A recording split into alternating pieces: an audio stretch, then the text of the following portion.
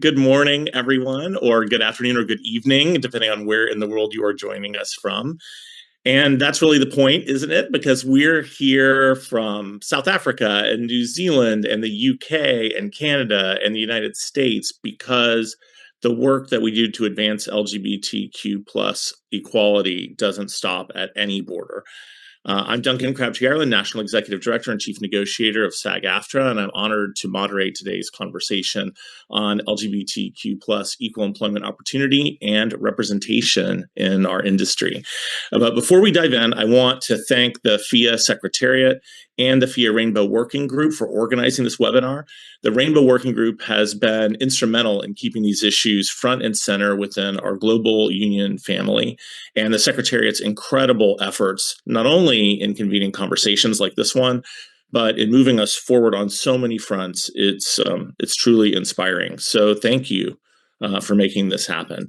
Now, I'll be honest with you, when I first got into the labor movement, I didn't fully appreciate just how much our unions were essential vehicles, not just for fair wages and safe working conditions, but for fundamental human dignity. But that's exactly what they are. And because when LGBTQ plus performers face discrimination in casting calls, when they're harassed on set, when they're told to hide who they are just to get work, that's not just a workplace issue. That's an assault on their right to fully exist and to exist authentically in their profession. FIA's recently published global survey on discrimination and harassment against LGBTQ plus performers confirm what many of us suspected but needed to document. Despite the entertainment industry's reputation for tolerance, and believe me, this industry likes to pat itself on the back for that, the reality is far more complicated. Discriminatory practices persist, harassment remains alarmingly high, and in a world where LGBTQ plus rights are under active assault in many places, our collective response cannot be passive. This is personal for me, and I suspect for many of you. I believe that our industry is at its creative best when every performer can bring their whole self to the set, to their work. When a trans actress doesn't have to navigate a minefield just to audition, when a gay actor isn't told he's to anything, when non-binary performers aren't erased from the conversation entirely. The stories we tell help shape our world, and the people who tell those stories matter. But here's what gives me hope. This panel, look at the diversity and international solidarity represented here today. We have colleagues from 5 different unions spanning 4 continents. And what binds us together isn't just shared passion, it's a shared commitment to justice. We've learned that when Equity UK makes progress on inclusive contracts, it gives ACTRA ammunition at the bargaining table in Canada. When SAG-AFTRA wins protections, it emboldens our siblings at SAGA in South Africa to demand the same. When Equity New Zealand raises the alarm about harassment, we all pay attention. FIA doesn't just facilitate conversation. Even though today's dialogue is crucial, it creates infrastructure for solidarity. It turns individual union victories into collective momentum, and that matters enormously because the forces working against LGBTQ plus equality are organized and well-funded. We need to be just as organized, just as determined, and frankly, just as loud. So over this time together, we're going to hear from some of the smartest, most committed advocates in our movement. They're going to share their experience, what's working, what's not, and where the emerging threats are, and most importantly, how we can support each other in this fight. Because make no mistake, this is a fight, but it's also a joyful one. Every LGBTQ plus performer who gets to work safely, who gets cast fairly, who builds a career on their terms, that's a victory not just for them, but for all of us. So let's get to it. I want to just remind everybody in the webinar that you have a Q&A box at the bottom of your screen on whichever type of device you're participating from. So you can feel free to post questions or comments right in that Q&A box, and we will get to those a little bit later on in the session. But I want to start out, first of all, by asking our incredible panel that I'm so excited about and so proud of. Thank you all so much for agreeing to do this from your various places in the world. If each of you could please introduce yourself briefly, and then as part of that introduction, give us one concrete example, if you can, of how the current legal or cultural climate in your country directly impacts LGBTQ plus performers' ability to work authentically and to work safely. So because I met her on a picket line together, marching in the tickets at 2023 strike from SAG-AFTRA. I'm going to start with you, Miss Peppermint, if you don't mind, and ask you if you'd introduce yourself, and then we'll go on from there. Certainly. Thank you, Duncan. Hello, everyone. And I'm really grateful to be part of this conversation. I'm grateful to FIA for facilitating the conversation, and everything that you said about solidarity and building the infrastructure for us to be able to withstand what we are currently experiencing globally is key. And so I'm really excited about today's conversation. My name is Peppermint, she, her, and I am an actress and a drag entertainer. I have had some wonderful moments in reality television, a couple that weren't so wonderful. And I've also been really blessed to be able to utilize my acting degree in and work in film and television, scripted film and television work. And so I have experience sort of all over the industry and world of entertainment. And so I've had lots of different experiences, especially over the past couple of years, looking at the couple of the advocacy organizations that I'm connected to outside of our fabulous unions that protect us, such as GLAAD and ACLU in the States. We know that the sort of legal attacks that are happening in our country legislatively are now showing up culturally, and nothing moves culture like media and entertainment. And we know from GLAAD that these moments, these attacks legislatively, are now starting to have an impact on access to work. And we've seen a decline in LGBTQ roles, storylines, characters in film and television in the States over the past few years. Since 2021, each year it's gone down. This year it ticked up a little bit from last year, but it's still down. And I happen to sit on the board, in full disclosure, of GLAAD in the States. And I also work, I'm also an advocate connected to the ACLU.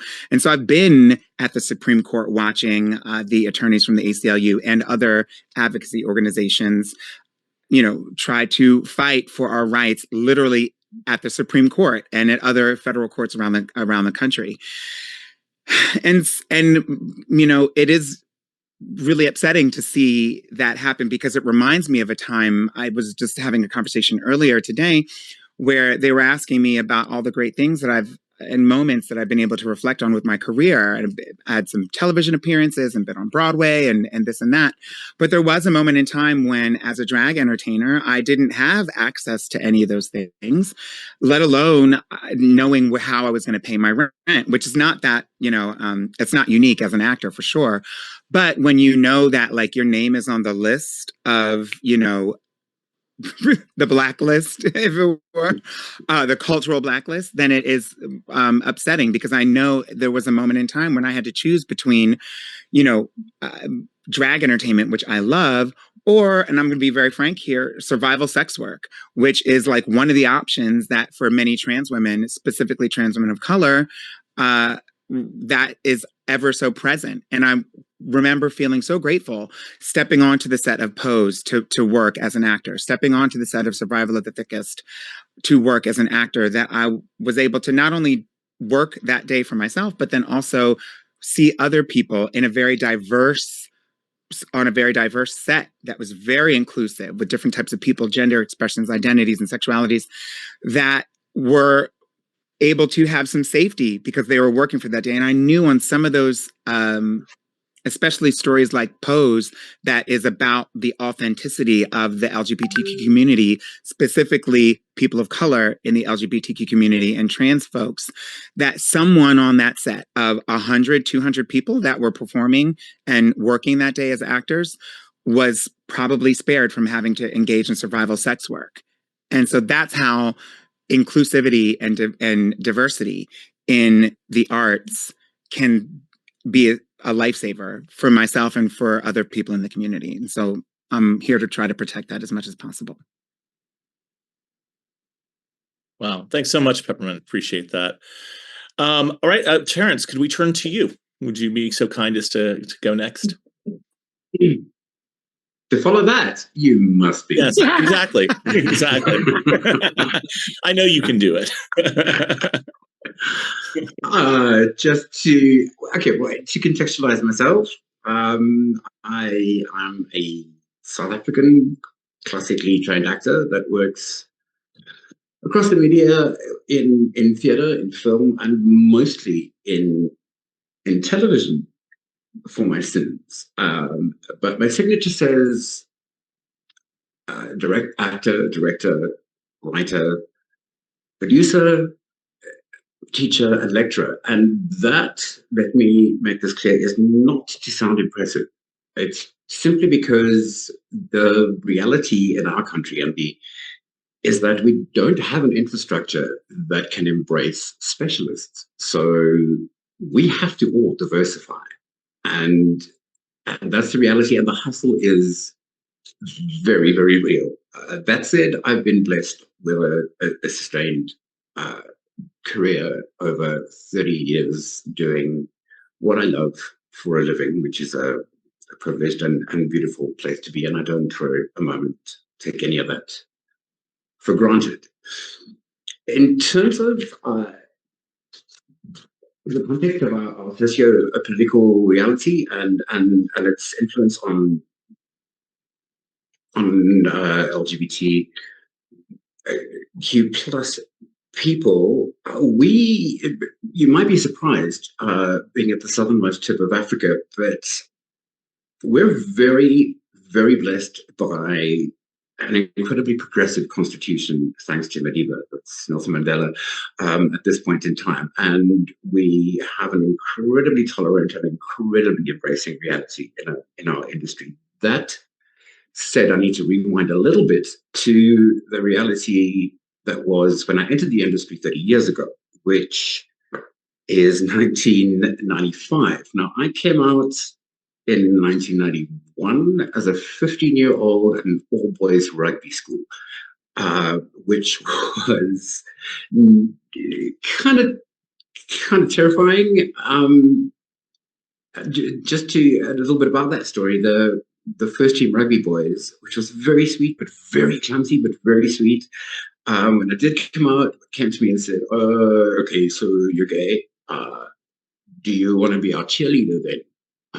Which was the sweetest, honey, clumsiest gesture that they could have made at that point. So I did, in my blues blazer for drama, cheerlead for the first team for the rest of my school career. And the reason I say that is, by the time I finished drama school and became a professional, no one was going to close the closet door. So my agent that I drove with Johannesburg to get, at that time, we have a public, and we have a very, very diverse culture, as you may or may not know. So many cultures in this land, and for many of them, being homosexual is deeply taboo. So when I was fresh-faced 19 and unapologetically homosexual, my agent at the time, thinking of the audience and working backwards from there, said to me, she wouldn't allow me to accept any homosexual roles for 10 years. And as a young professional, that was incredibly challenging because you're just trying to live on ramen and pay the rent, and you really do want to take any work that comes your way and establish yourself. And the point is, this is my 30th year in the industry, and this is our 31st year as a democracy. So we're a young democracy, and in a way, we kind of grew together. And in retrospect, as harsh as that decision sounds, she was kind of giving my career a chance to grow with people's level of tolerance and acceptance, and shifting a very conservative culture towards, I was never going to be not out. She didn't have that option. So all she could do was let me only play heterosexual roles. So the industry got to know me as the guy who could do, the first huge profile soap I did was an alcoholic wife beater. That's kind of how I got known. So it couldn't be butcher and it couldn't be more vicious. And so eventually I got to 10 years later, once everything had adjusted and she felt okay, she allowed me to accept a gay character on another big soap. And I think the country was kind of ready for that. But by then I'd been established as a gay actor who could play straight roles. She was terrified that I'd be pigeonholed and would only play homosexual roles. And I'm kind of grateful in retrospect, even though that sounds incredibly vicious. The thing is, I think it's an environment that is tolerant, that allows you to live and work authentically. And I do not by any means take that for granted. I stand and work and live on the shoulders of warriors who have fought for this very, very hard, the generations before me. So I will be eternally grateful for that. And I want to remind any young ones that are out there to remember to be very grateful for the freedom that you have. So that is, that's the clashing point that my reality had in the beginning as a gay artist. Right now, I live and work very freely, but yeah, I don't take that for granted. Thank you so much, Terence. Appreciate that. Jen, could we turn to you to introduce yourself next? Sure. Hello, everybody. My name is Jen Bienne, pronouns they, she. I am from Canada, and like many folks in this webinar, I do many things. So I started as an actor, I direct, I produce, I coach, and lately I've been doing a lot of intimacy coordinating. So that's been like the main thing that I've been spending a lot of my time focusing on. The reasons for that, that's a whole other conversation. But yeah, and so I'm based in Montreal, and I'm the vice president of our ACTRA Montreal branch over here, which I'm very grateful for. And I think, in terms of our industry and our climate, I think a lot of folks often think that Canada is unaffected by what's happening in the rest of the world, particularly the United States. There's a sort of image that we're sort of sheltered because there's a border between us and the US, but we are so heavily influenced by what goes on there, both directly and indirectly. I mean, you can look at what's happening in the province of Alberta right now with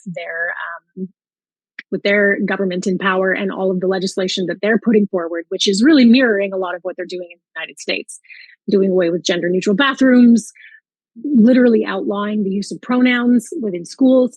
And it's scary to think that that's happening, right in our corner. And then on another level, because we are Canada, a lot of what we depend on is a lot of American productions coming up from south of the border. And so as we see, like as Peppermint talked about, we see shows with queer characters getting canceled, less queer characters being written into things, then the projects that we see coming to us that our performers have an opportunity to audition for have less and less queer representation. And unfortunately, one of the things that we've been sort of a stigma that we've been fighting against is this idea that queer folks can't play any other characters other than queer folks. So there's kind of been like this opposite sort of idea where, it's almost like taking this idea of authentic casting and saying, it'd be great if you had someone that was authentically trans playing a trans character.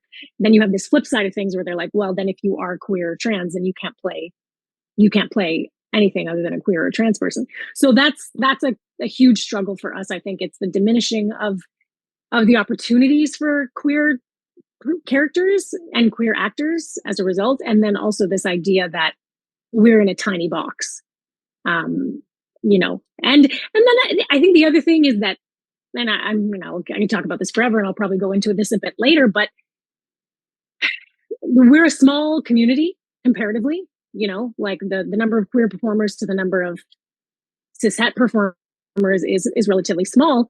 And so there's a lot of industry folks, casting directors that don't know who we are and where to find us. And so they just sort of say, well, I didn't know that there was a non-binary person. I didn't know there was a trans person. And so that also ends up happening, which, is a problem in and of itself. And that's a whole other conversation. But so I think and already we're limited in terms of the number of projects we can work on anyway, because we're a satellite city. So it's, I'd say there's multiple things culturally and politically that are affecting our ability to be authentically and consistently cast. And to what you were saying, Terence, I wear a million hats. Again, not like what you said, not to toot my own horn, but it's just that's the only way that I could figure out how to stay in the industry that I love so much. Absolutely. And survive. I didn't have a choice. If I could just be an actor, I mean, I love intimacy coordinating. I love everything I do, but it's your first love. It's what brought you to the thing, right? Right. Theater was that's what got me here. And so, it's what you do. It's a survival tactic. Thanks so much, Jen. Yeah, I think that the term survival tactic is definitely going to resonate with not just panelists, but I think with everyone who's probably participating in this webinar. So thank you so much. Giovanni, could we turn to you next to introduce yourself? Thank you. Oh, thank you. Hi, everyone. I'm Giovanni. I'm an actor. I also sit on Equity UK's council, which is our national executive body. I'm the LGBT plus councillor. I was on the LGBT plus committee for many years and was the chair on it for 8 years or so. A lot of the things that I was going to say have actually already been hinted at or talked about, so you're making my job easier in a way. So you probably know that the UK Supreme Court ruled earlier this year that in terms of the 2010 Equality Act, which is the piece of legislation that protects marginalized groups from discrimination, sex refers to just biological sex.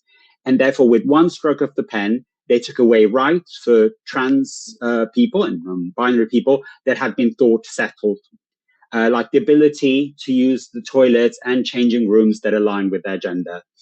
While gender reassignment is also protected under the Equality Act, the Supreme Court decided that even trans people with a gender recognition certificate don't have rights they thought they'd attained legally. The EHRC, I always have to look up what it means. It's the Equality and Human Rights Commission. They came out with an interim guideline that, while not law, because the government has to officially pass that guideline into law, so that those guidelines led to lots of businesses, including theatres, getting rid of gender-neutral toilets that have become commonplace for the public, but also putting trans performers at risk of being challenged when using the facilities, something that anecdotally is also happening to cis women if they're gender non-conforming or perceived as such. So I brought a policy paper on this to council last December, and our absolutely magnificent staff turned that into a guide for theatres on how to protect their trans and non-binary performers. And it will definitely form part of our next round of negotiations for our new collective agreements, because we clearly cannot rely on statutory rights anymore. So we have to use a collective power. The theatres were actually very receptive, thankfully, but they also said that the abuse calls come from now emboldened members of the public wanting their single-sex spaces restored and trans people excluded. The EHRC actually retracted its guideline only last week after 6 months, leaving both theatres and trans individuals, including those that we represent, of course, unsure, and having experienced 6 months during which they didn't know how to navigate the situation, during which they probably refused or didn't go up for jobs that they might have wanted to go up for because of this hostile environment that had been created. And I suspect that you know that in Europe, the UK is very much the incubator and the vanguard for the, as they call it, gender critical movement. So trans folks in the UK have been at the sharp end of this hostile environment, and trans and non-binary performers have suffered more than most. The attacks on On the trans community found its first flashpoint in the protest against Drag Queen Story Hour, those readings of children's stories by drag queens in libraries or pubs were hounded by the far right. And apart from the fact that they conflate drag queens and trans people, they also hypersexualize drag and their work in ways that remind me of the old adage that every accusation is really an admission.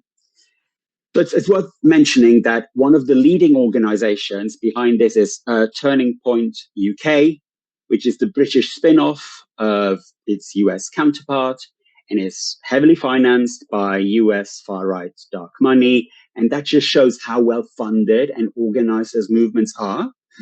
They try to appear really grassroots when in fact they're heavily organized and connected, even across oceans, which is an organization that we need to replicate because while obviously we're disadvantaged because we don't have those funds and because unions are certainly not being portrayed positively, if at all, in media owned and controlled in the UK by a small group, really small group of multi-billionaires. But what those members of ours experience, well, first of all, it's a safety issue.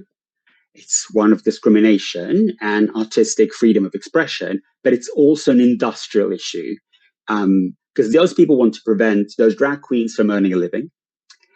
So many of those events were cancelled at short notice by those libraries and pubs because they were worried about the safety implications, and they just felt that an event going on in those circumstances wasn't viable. And even when they don't refuse to pay the performer, in that particular instance, it will at the very least severely restrict their future earning opportunities. Having been on those protests as a counter protester, I had to see parents carrying their children into the venue while they were being abused by the protesters, and I had to see the performers having to be escorted in and out round the back by the police. One of our members, actually, who was one of those drag queens reading those children's stories, ended up being hounded by far-right groups. Their address was published online. They were getting a barrage of threatening and abusive messages, which culminated in a brick through a window and meant that drag performer had to move out of their house. That has now been settled legally, but basically what I'm saying, this stuff is real. Sorry that I can't be more, optimistic. No, thank you. I mean, I think that's what we want is truth and reality, and I think that what you just shared, Giovanni, is a common experience for others. I could see from the panelists' faces and just from my own experience as the parent of a trans kid myself, having observed the retrenchment and the challenges we're facing in the U.S., it very much aligns with what you've just been sharing. So, and now, absolutely, last of this session, but not least, Léon, if we could go to you, if you would be so kind as to your introduction, we appreciate it. Kia ora. Hi, thank you for passing it on.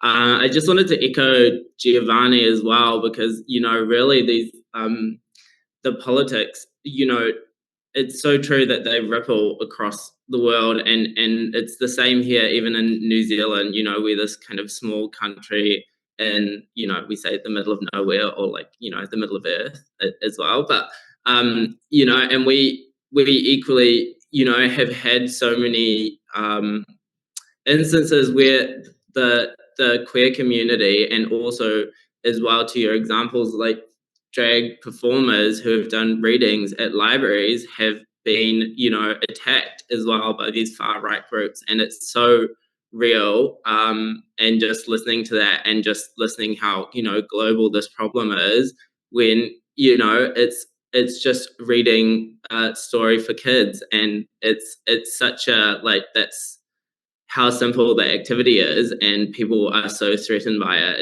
It's incredible. But I'll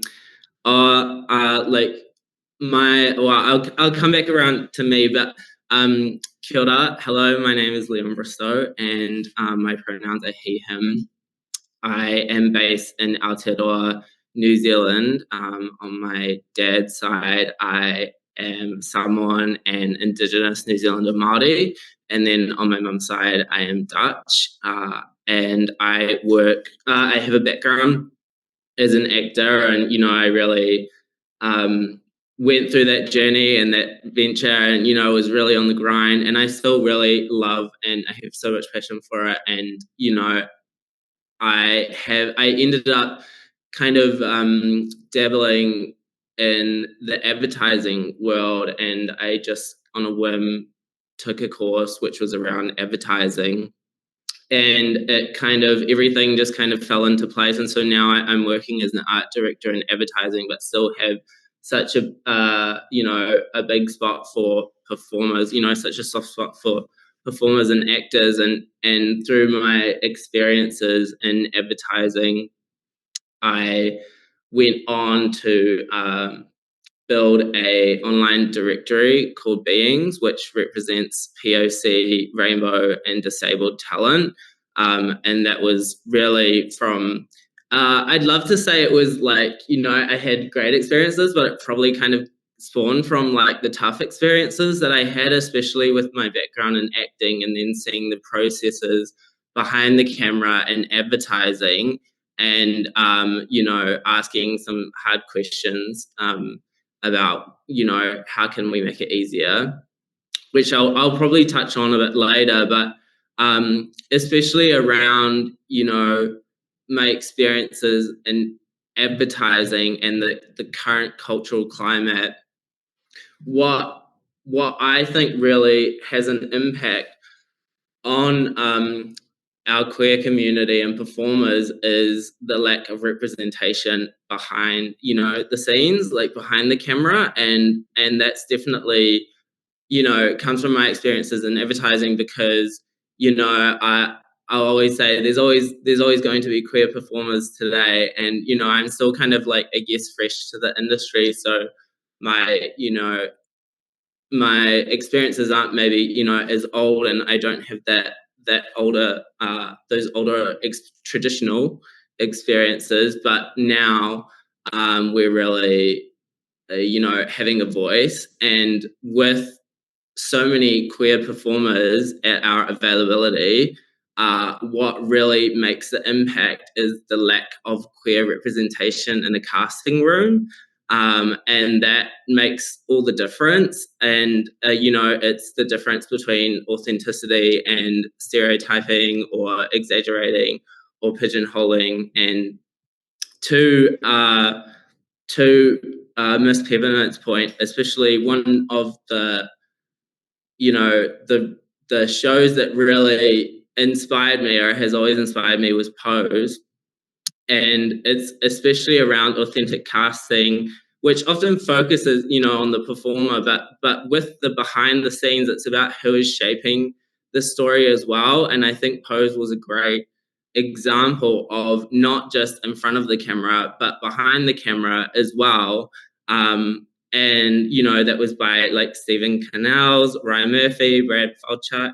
And that was such an amazing piece, an amazing series, which went on to have MJ Rodriguez being the first openly trans actress to win a Golden Globe. It's just such an example of when, you know, processes and due diligence is done right, then you see the results for it. So definitely my big mission at the moment is to minimize that gap between the performers and the industry and what happens behind the camera, especially with my experience as an actor, and how oblivious I felt to these discussions as well, until I was finally working behind the scenes too. So, yeah. Thank you so much, Léon. You know, I want to just take a moment before we move to the next topic to sort of, first of all, reflect on the fact that for anyone who doesn't know, on the FIA website, you can find some of the work that the FIA Rainbow Group has been involved in with the Secretariat for many number of years now. If you go to the section of the website on sort of policy work, and then under the diversity and inclusion section, the LGBTQ area, you'll find the survey that the FIA Rainbow Group helped coordinate globally on equal employment opportunity and experience of LGBTQ plus performers in the real world. And what it reminded me of, and something that you said, Leon, as well as several colleagues on the panel, was the fact that when we were first starting to do that work, there were some of the FIA affiliate unions who really believed they didn't have that problem. They were like, yeah, we know this is a problem for some people, for some cultures, or for some parts of the world, or for certain folks, but in our country, we don't have that problem. So why are we doing this? We should focus on other things. And, not out of malevolent or malicious intent, but out of a genuine feeling that it wasn't an issue in their country. And the interesting thing, I think, was that the survey proved that in every single country where that survey was conducted, there was a problem. And so it's not something that anyone is exempt from. It's not something that any community is free from, and it's something that's why it's so important that we share these experiences. And that leads me to my next question. I want to ask the same question to each of you. I do promise I have some specific questions for each of you as well for a little bit later on. But this sort of to set the stage, one of the things that I found is that sometimes hearing a personal story can help people really put into context what we're talking about, especially if they're not someone who's experienced it themselves in their life. So I want to ask each of you to share a specific moment, either from your own career or from some other performer or member of your union that you've helped or that you were involved with, without identifying them by name, obviously, where someone's LGBTQ plus identity created either a barrier or an opportunity in getting work in the industry, either in casting or on set doing a job, or even in trying to achieve fair terms for your contract or whatever. So something along those lines, but a sort of personal experience, I think, would be something that would be really meaningful to folks who are listening to this. So I think I'm going to just mix up the order a little bit, if that's all right, just to keep it fresh, so no one knows when I'm going to come to go for them. And Jen, let's start with you, if that's okay. Would you go first for this one? Sure, no problem. So I'll speak specifically just about my experience. I know that other friends and colleagues, non-binary friends and colleagues, have had similar experiences, but often something that I face is I'm a non-binary person, but 90% of the time I'm largely femme presenting. So the default is always she. So the default is that my gender is I am a woman.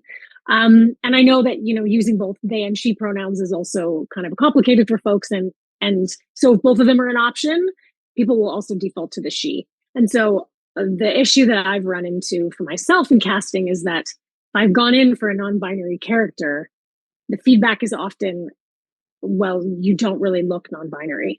You just look like a woman. Like, so you can't play this non-binary character. And like I said, I know friends and colleagues have had the same thing. And then a similar note that's just using different terminology is like, going in for an audition for a role, being excited because I'm like, great, this is a non-binary character. This is amazing. Because that doesn't come up often. And then going in and then doing the audition. And then the feedback is, can you do it again? But could you do it gayer? Which is a real thing that I have experienced. Like, thankfully, I mean, maybe it's because now it's largely self-taped, so we don't get that like real-time feedback. But so I think that the thing for me is that I've faced a lot of stereotypical ideas about what a queer person looks and acts like, and as non-binary folks, we often say, like, we don't owe you androgyny, because I think the default is that you think non-binary, you think that's an androgynous person.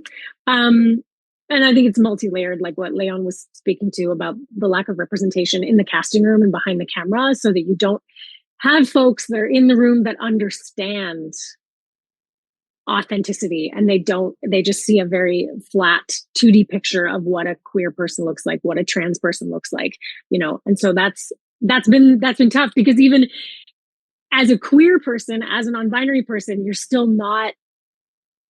you're not the right kind of queer, like you don't fit into society, into casting for one reason, but then you also don't fit in your own community in their eyes. So it's a really tough.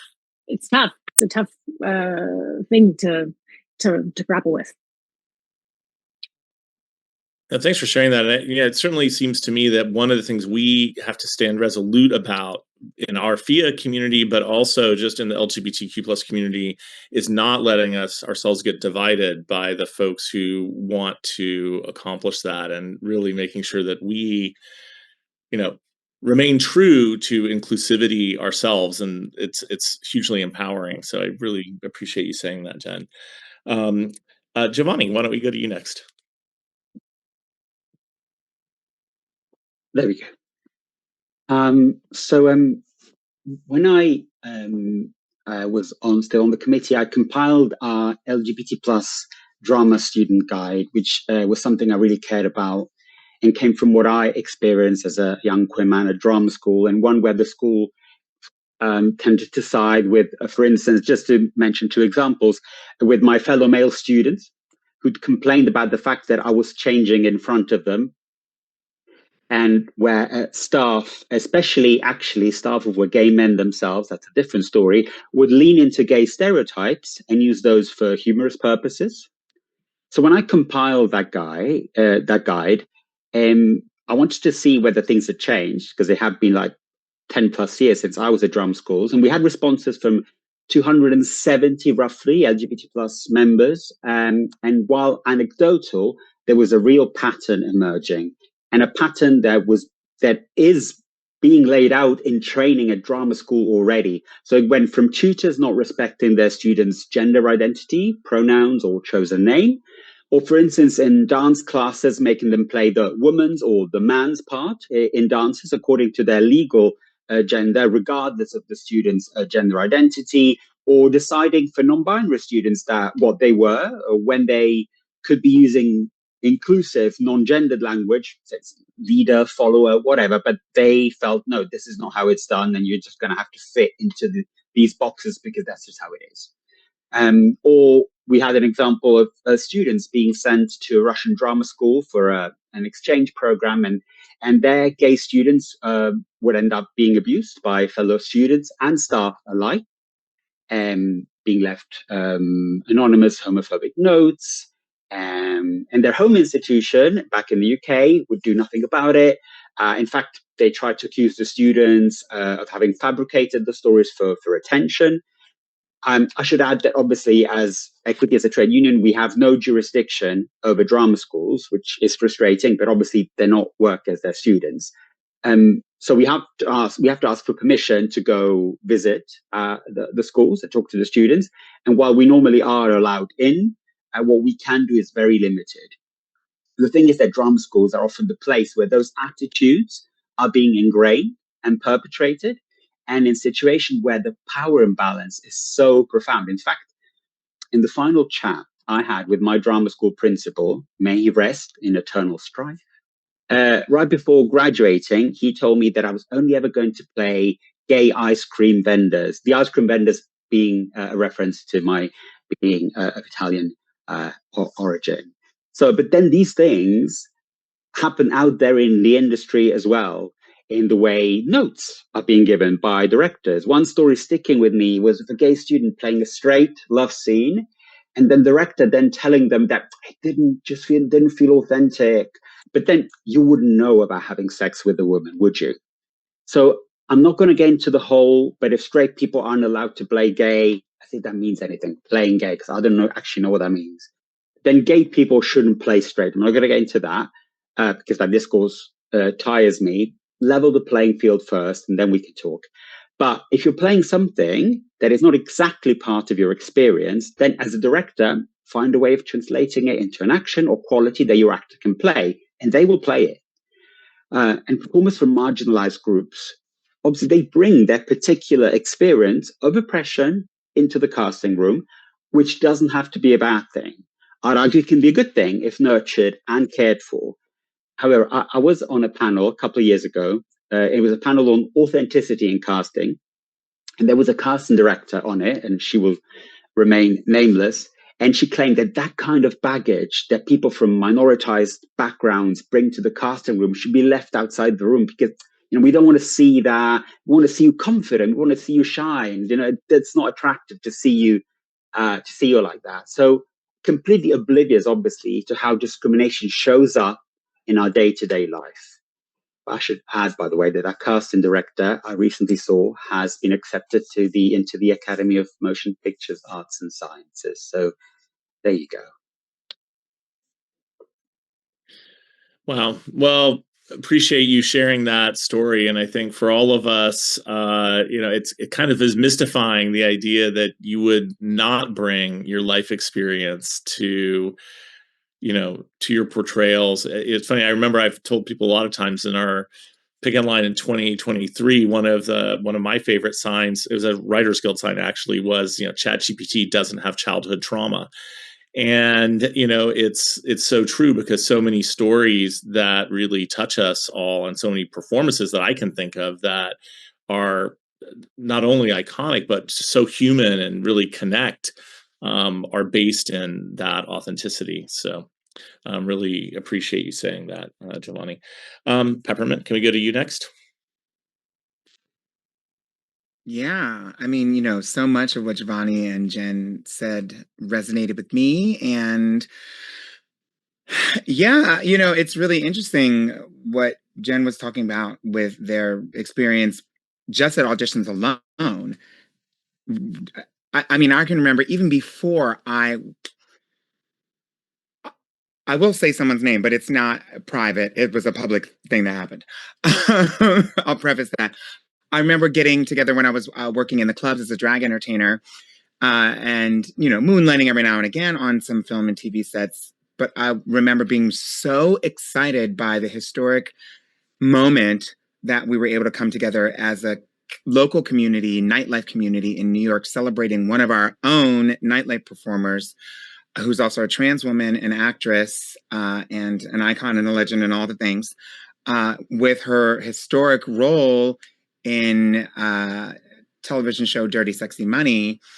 And her name is Candace Kane. And she made history as, I believe, the first out trans woman to have a recurring role on a television series, primetime TV show. And, she is an entertainer. Many people, especially in the nightlife world and community in New York, know her. She was an entertainer on a weekly basis. And it was such a beautiful moment. The entire community was gathered together, having watch parties, watching this show, and her scene where she was being introduced on the series was airing that night, and it was the first episode. We were so excited, and there she was, and she was looking so gorgeous, and they did this beautiful reveal, and her hair was blowing, and then she walked to the door, and she has her first line, and they dubbed her voice with some man's voice, like some very, very deep voice, which was not her voice. And it just showed that, like, there was nothing that was good enough. Like, the fact that she was this authentic trans woman, this was this historic moment. They were still looking for ways to make it relatable, I guess, to cis people and people who just didn't understand. And it was so necessary for them to see, this is really just, in their words, I'm sure they would say, like, this is just the man who looks like a woman. And it wasn't even on her own terms. And I think she didn't even know about that, until it aired. I'm hopeful that something like that wouldn't happen today. That was, I think, 20 years ago. But, I've had conversations with lots of actors who are trans who have said, that that they don't feel that they're the right type of trans person because their presentation is not readable to the cis people who have no experience with it. And so it's like suddenly they're the arbiters of, like, what is authentic, for an LGBTQ experience, specifically a trans or non-binary experience. And that is unnerving and upsetting, because it means we have to, like, we can't even lead the way or break a barrier here. We have to just kind of capitulate to, like, your really archaic idea of what gender expression can be, and like placate that and satisfy that. And as long as they are feeling comfortable in that, then maybe they'll let one of us on. And that just feels like so slow for where we're trying to go, especially considering that there is a connection between, as we talked about earlier, the legislation that we have and the culture and how far it moves forward or not. And it was just astounding to me to hear the panelists, many of our experiences aligning with that regard. And it only highlights the need for us to advance at we can't be going back and saying, you can play gay, but only if you're like extremely flamboyant or one type, not we love the femme and flamboyance, but like it should be varied. Like let our experience actually speak to it if we want authenticity. And it seems like it's just the industry has been signaling that the hiring of any queer person, a trans person, non-binary person, is for the sake of checking off a box rather than actually allowing their authenticity to impact the project. And that is where I think Léon was saying that having people behind the scenes is really key, who can bring their experience and show the importance of having that. And so, yeah, that's what I have to say about it. Thank you, Peppermint. I appreciate that so much. Yeah, in SAG-AFTRA, we have contract language, which we call the American Scene language. And what it's meant to do is to encourage the, authentic portrayal of the American scene in all of its varied, diversity, not just in any one particular way, but that everyone should be represented. And so, I know a lot of the other unions have similar initiatives as well. Léon, could we turn to you for your intervention next? Hi. I do have an example in the casting room, but I do want to give another quick example as well with my directory beings and having POC, Rainbow, and disabled talent. There was an example where it made opportunities this year that I was just so proud of, because in New Zealand we have the ballroom scene as well, and we had a New Zealand Fashion Week coming up, and that was in August, and I always was so aware of the ballroom scene. I maybe not like as included myself, but I just was always in awe of their artwork, and so I reached out to a couple of the houses and said, did any of them want to sign up to Beings, because then I can put them forward for New Zealand Fashion Week. And so we did have one who did sign up, a trans performer, and I just wanted to give this example of how it made an opportunity, and they were so good at their work, and they ended up, I put them forward for multiple auditions, and they landed every single audition, and they were modeled for some of the best in New Zealand. And her sister, who has also signed up, they're from Avant House of Dawn, and her sister, who was already represented by an agent, was also modeling for New Zealand Fashion Week, and she was the one that made all the headlines, was considered the model of New Zealand Fashion Week. And this was, for me, it was just a street cast. It was someone that had not been in the industry modeling, but their lived experiences, really outshone, traditional modeling. And so I thought that I just wanted to give that as an example of how it makes opportunities as well. And the, New Zealand Fashion Week and the audience loved it. And I think that's where we need to be going. But on the, on the back of it, back to my other example, which was especially around lack of experience and representation in the casting room. In an agency that I worked in, the industry here in New Zealand has only 4% Māori, which is Indigenous New Zealanders, within the entire industry, and I am the only Māori in my department, in my creative department, and I was the only queer creative as well in the entire department. So everything landed on me. Any kind of holidays, like Māori holidays, or anything to do with Pride, always landed on me. And then we finally got another queer creative, which was off the back of me because I recommended them, who is now my creative partner. But one example was that we were making an ad for a big New Zealand brand, and we wanted to cast a queer couple. And I remember being in the room, and my colleagues were all, cis, straight white men, and we had the thumbnails all up on the television in front of us of all the talent we could go through. And I remember one of my colleagues said, well, let's cast her because she looks queer, and let's cast her because she looks queer. And I kind of just froze for a second, and I had to kind of put up my hand and say, have we actually asked for queer talent? And, everyone kind of just were looking at each other like they hadn't even considered doing it. And that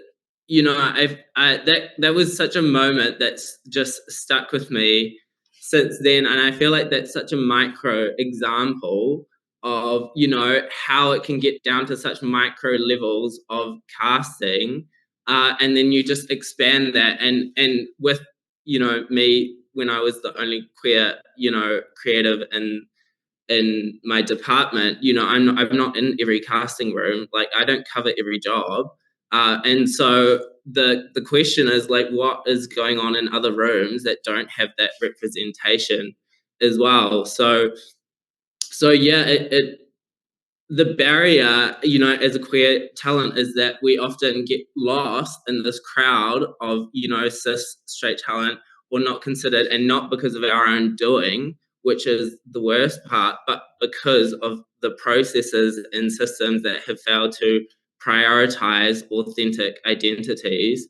And as a result, rainbow identities are, often misrepresented, stereotyped, pigeonholed because of their lack of lived experience. And again, for me, now seeing those processes behind the scenes, coming from an acting background, it's just blows my mind how oblivious I am to, or I was, to those conversations. And I've talked to, a lot of talent, especially through my directorate, and, they say, and talent that I know are phenomenal talent, and they say, they feel like the audition went well, but they're just not looking for, that type of, the personality, or, their traits. So yeah, it's such a, there's the two sides. There's places where it's really making opportunity, and then places that are, barriers, and not through our own doing, but through the processes and systems and foundations that are in place already. Well, and I just want to say, last year we were lucky enough to have your union, Equity New Zealand, host the FIA Executive Committee meeting, and that meeting, one of the things that was highlighted was the directory that you created, Léon. And I think whenever people talk about what can I do, it's so great to see actual examples of people really just sort of taking that initiative and saying, I want to see something change, so here's how I'm going to do it. Not that everyone can do it or should do it the same way, but having that feeling of empowerment, in the sense of, I'm not just going to wait, I'm going to do something. And in a lot of cases that can be through your union, or it can be independently in other ways, but it's a very inspiring thing. So Terence, hopefully you appreciate that I did not ask you to go after Peppermint this time directly, at least. So again, last but certainly not least, very much looking forward to your part on this question. Yes, it's such a wealth of information that resonates and I can absolutely relate to, and sometimes it's horrifying and harrowing to hear. So before I don't get a chance to touch on it, Jen and Léon, what you've touched on, and Peppermint, what you've touched on in terms of the representation, in terms of narrative, and in terms of characters and being so utterly two-dimensional and having to play gayer or be this what a cis audience would expect or should expect is incredibly frustrating, and it's an absolute reality. It's an absolute reality to hear as well. What I want to say in terms of this moment about being LGBTQ and having created a barrier in terms of casting on-set negotiations. Bear in mind that we were all actually, bar Giovanni, colonies at some stage, and at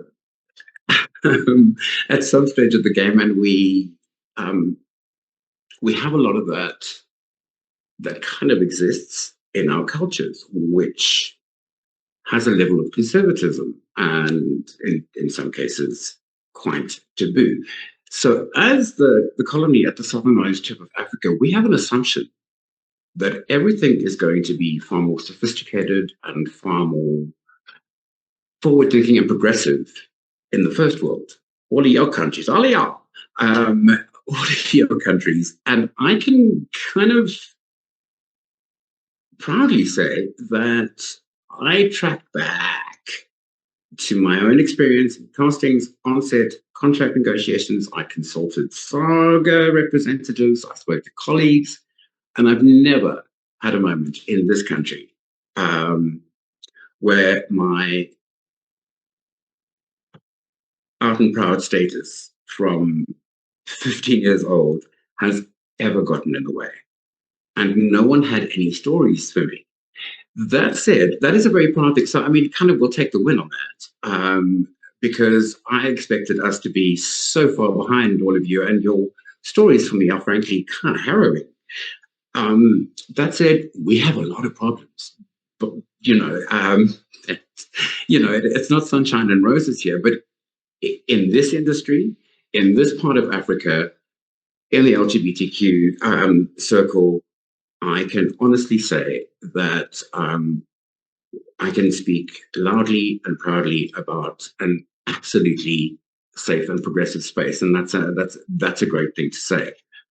The rest of Africa, I can't speak for.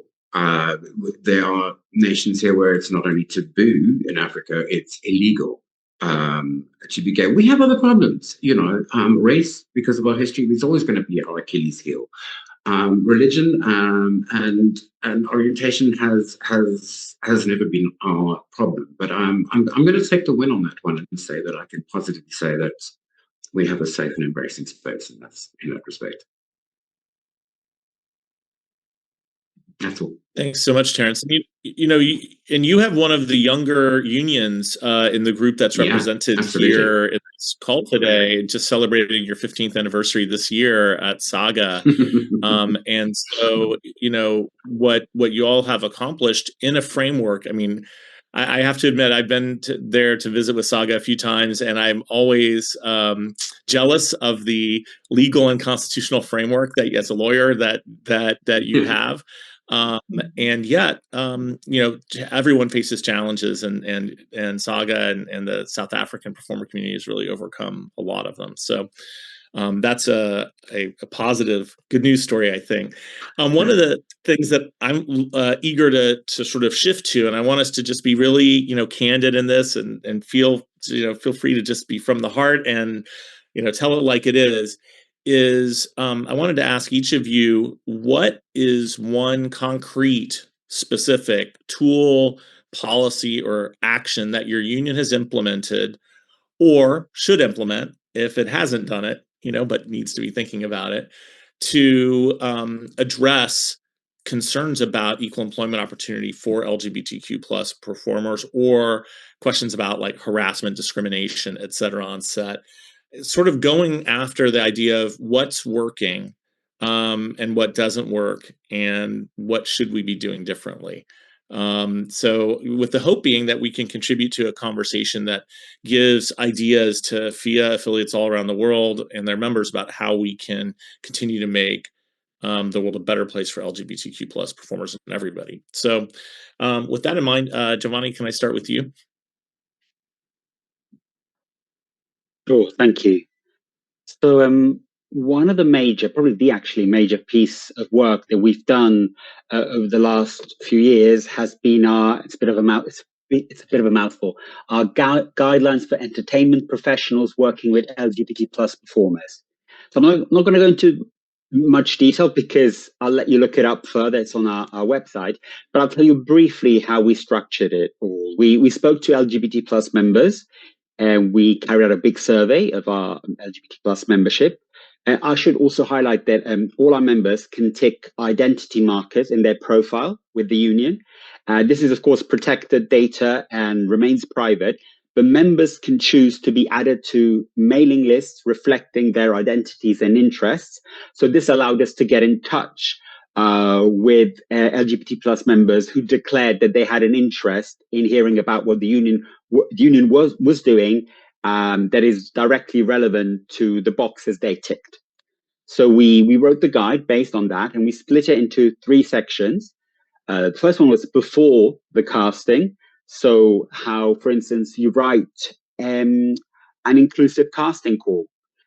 Where and how can you access LGBT plus performers, especially those matching the identity of the characters being cast? This is especially relevant in the case of trans and non-binary members because they tend to enter the industry in less conventional ways, less traditional ways, probably a better way of putting it. So they're less likely to go to drama school, often can star on the cabaret or independent circuit.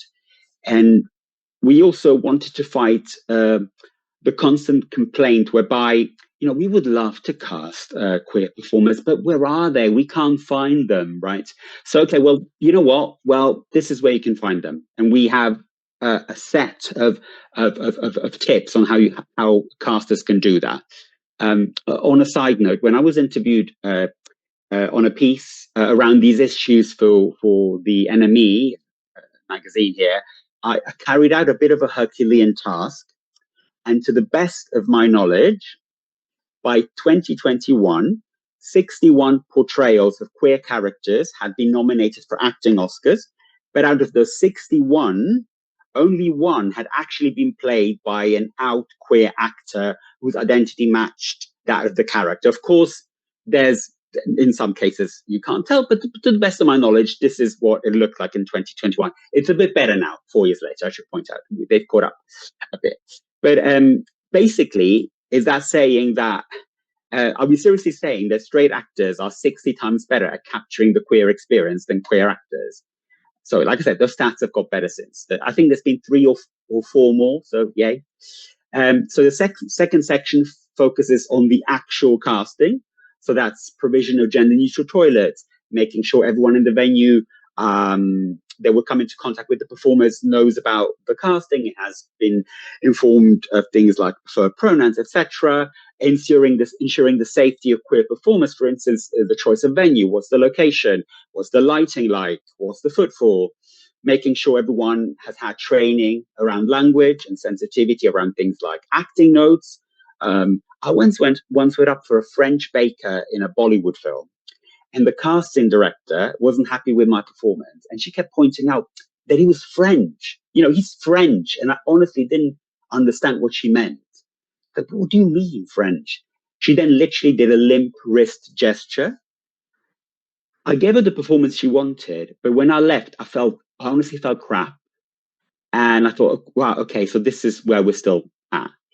On a side note, the third and final section then focuses on the actual rehearsal or shooting performance period. And there we focus on things like costume fittings, wardrobe, backstage staff and team, notice boards, cast lists, press, so press communication, press packs, etc. Venue and company policies, for instance, around discrimination, bullying, and harassment. So that our guide goes into all of that. Of course, all this is worth nothing if it's not taken up by the industry. We had a well-attended launch at the National Theatre and started disseminating it across the industry. And we still, years later, keep hearing anecdotally from members who turn up and find the guidelines displayed, or where production proactively get in touch with them before they even turn up and proudly announce that they've read the guidelines, and they detail what they've put in place because of the guidelines. And that's incredibly reassuring. So, yeah. Thank you for that. I'm so glad you mentioned it, Giovanni, because I actually had it on my list to mention here, because I think that what Equity UK did and your involvement in that, bravo, is really both super creative and incredibly useful, because like you said, this is actually something that when an employer or someone working in the industry needs to know what they're supposed to do, this gives them that guidance. And so it's a very practical answer to people complaining that, they didn't know that they were supposed to do something this way, or how the best way, or what the best practices are for working with LGBTQ plus performers. So I just think it's really great, and I urge everybody to go check it out on Equity UK's website, as you mentioned. I did want to follow up with you on one specific topic, which is that my understanding is that the UK does have some specific provisions around sort of monitoring and tracking diversity, like doing data collection to make sure, or at least to report on diversity in engagement in the entertainment industry. I was wondering, what's your experience with that, and are performers actually seeing any benefit or any material change coming from that diversity monitoring initiative? Yeah, so I mean, I'm afraid the quick answer is not really. So, like you said, equality monitoring is legally mandatory for public sector bodies in the UK. For most private sector employers, equality monitoring is not legally mandated, but it's sort of considered, best practice. In our industry, one thing that would be incredibly useful, but just is not happening, is monitoring who's actually being seen in auditions and castings. Employers often claim either that they really do make an effort, but it's difficult because the performers are hard to find, like I said, and they have to, and also, well, they had to give the job to the best candidate, that's very corporate language, to, the best performer. But there's no data to back that up. Did you actually see those people? What we do have is something called Project Diamond, which is a single online system used by the BBC, ITV, Channel 4, and other broadcasters. So Equity at first gave its cautious support when it was introduced in 2016. Cautious because of several issues we'd identified already. Even our sister union SPEC2, which is sort of a bit like IATSE, similar-ish, and the Writers Guild, they decided to stop supporting it, like Equity did. It's now, even though it still exists, it's widely considered a failed project. And the reason lies in the fact that the data it provides is just not particularly useful. They only provide data by broadcaster and pay grade. So they don't provide detailed breakdowns of on-camera talent because of privacy and anonymity concerns. And they also won't allow the union to look at the data confidentially. They won't even provide data by individual production, sort of by individual like series or program. So only by genre, which is again pointless because we know that certain subgenres are worse than others when it comes to diversity. For instance, continuing drama, soaps, to you and me, they have notoriously been better at casting non-white performers and actually also queer performers in recent years than, for instance, I don't know, period drama. Right, Bridgerton notwithstanding, it's just something that doesn't really happen much. But we don't have the data to back up what is a perception we have. Our Race Equality Committee, they commissioned a researcher to conduct in-depth monitoring of TV representation. They went beyond mere numbers. They drilled down into the type of roles actors from different backgrounds are playing. Again, something that Project Diamond doesn't do. It doesn't look at the type of role or the size of the role. And that confirmed a lot of what they suspected was indeed happening. For instance, when East Asian actors get sizable roles, it usually is as foreign individuals in foreign locales, speaking languages those performers may not even be fluent in sometimes, and or putting on foreign accents. We didn't commission any research ourselves as the LGBT+ committee because while we couldn't look at casting in any meaningful way because many performers aren't out, or we don't, because of it's obviously slightly different. It would be interesting to look at the types and extent of queer representation. I know that in the US, and I'm glad Ms. Peppermint, actually you're on the board, as you said, in the US you have GLAAD, who do that for you. Sadly, we don't have an equivalent. So the monitoring situation isn't as great as it may look from the outside.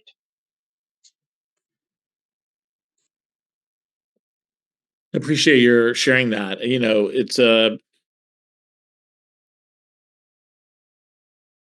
information, if that information is useful, and then how to actually turn that into something that creates real positive change. So although I can say that I think there's probably some of us who would love to have government mandated power to collect certain data. So I think there's maybe there's some benefit that can be achieved there in the right framework. That's a possibility, but I appreciate your sharing that. Terence, can we turn to you, and maybe you could share your thoughts on if you need me to refresh the question, I can do that. This was the question about one concrete tool, policy, action your union has implemented or should implement to address the concerns we're talking about, and what worked, what didn't. Sure. I think my answer to that pretty much follows on from my answer from the previous question. I do want to say it sounds very much like we all have positives and negatives in all of these different realities. As South African, with our history, speaking as a brown person, we're incredibly specific. Léon, you touched on this about our demographic tick lists and our level of representation, even in terms of narrative, when people go from point of origin when they're writing for storytelling in this country.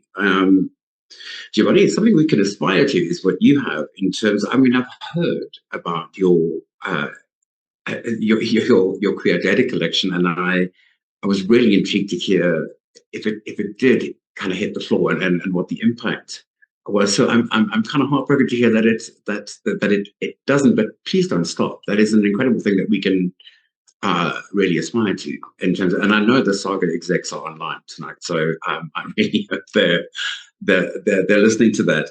In terms of what we can and have implemented,